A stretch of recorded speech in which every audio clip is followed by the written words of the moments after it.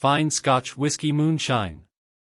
Moonshine Life All Grain *. By J.B. Wagonmaker.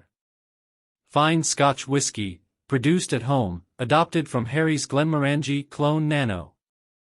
At its outset, coming off a base of continual disappointment, distilling neutral spirit from dextrose washes and flavo essences, all of which resulted in flavors comparable with cough medicine, I admit to once being hesitant when considering producing this, Harry's, whiskey. The cost and effort involved here exceed that of the dismal essence experience. However, to end any hesitation, the result is replication of authentic Scotch whiskey. My whiskey, now entering its second year, is at 52% ABV and developing rich malt with beautiful, warm amber color and medium to strong peat smokiness. Not unlike an Islay mate, it's already higher-end quality. From Harry's invaluable information, the following is the outcome of my interpretation of this and how I implemented his method, less the famous Glenmorangie 1/5 cut, to produce, as it is titled, Fine Scotch Whiskey. Ingredients. Per fermenter X2, the eventual total wort of 40L well matches the 50.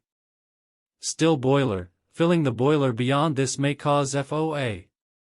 Still contents to spoil the spirit. 2 kg Bayard's malted barley, peat medium. 6 kg Cooper's light malt extract, 4 by 1.5 kg cans. 5 teaspoons baker's yeast.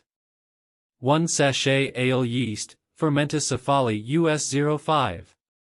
Water to fill to 20L level. Demineralized water for adjusting hearts to 65% ABV. These yeasts are vital in producing authentic Scotch whiskey flavor.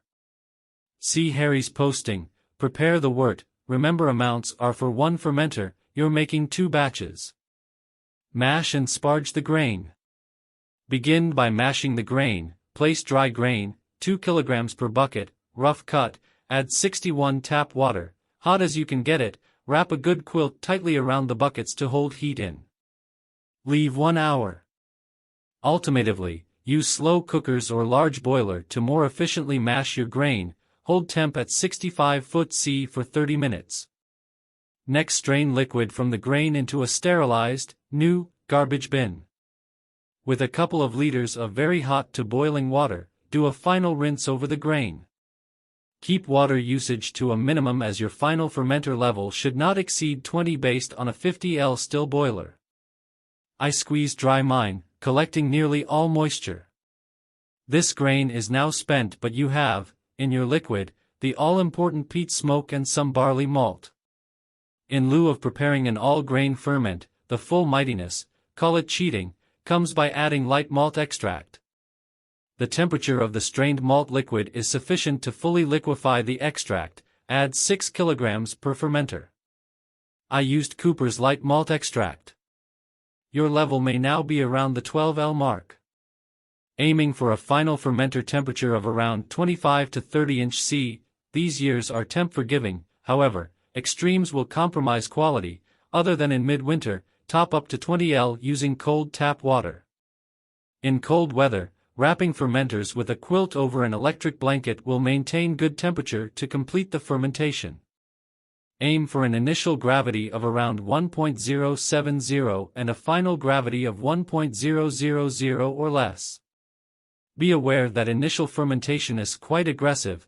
For this period it is unlikely that the electric blanket will be turned on. Always, pitching yeast takes precedent over perfect wort temp. Your valuable wort is at risk of wild yeast infection the longer it stands uninoculated. Don't become consumed with exacting temps. Into a clean jar, extract some wort using the wine thief and add both yeasts. Shake well to hydrate. Stir the hydrated yeast blend into the wort. Repeat this process for the second 20L of wort. Distill the fermented wort, stripping run. With a hydrometer reading of 1000 or less, the fermented wort is ready for the still. Charge the still with no more than 40L and bring to the boil. Once the condenser began to flow, I found strip runs ran smoother when the burners were kept below high. This prevented foam reaching the condenser and entering the collected strip. For final spirit quality, discard the initial 200 m. of flow, then collect all strip down to an alcohol level of 20% or even slightly below. You can expect to collect up to 8 liters. Note the already Scotch-like taste and aroma of the strip or low wines. I stored this in a 50L beer keg. Malt strip runs leave plenty of deposits within still components, so be sure to clean equipment thoroughly following this procedure. Repeat the fermentation and stripping process until you have collected at least 40L of strip. Spirit run. Charge the still with 40L of collected strip and bring to the boil. Once flowing, again, I collect and discard the initial 200 ml of spirit. However, in the name of clean spirit, this may be overkill anyhow. Beginning at 85% ABV or higher, direct all flow to the strip collector. Approaching 82% ABV, you are soon to be collecting the hearts of your spirit run. Reduce the burners to medium to avoid getting flecks in the final. At 80% ABV down to possibly 60%. Enjoy!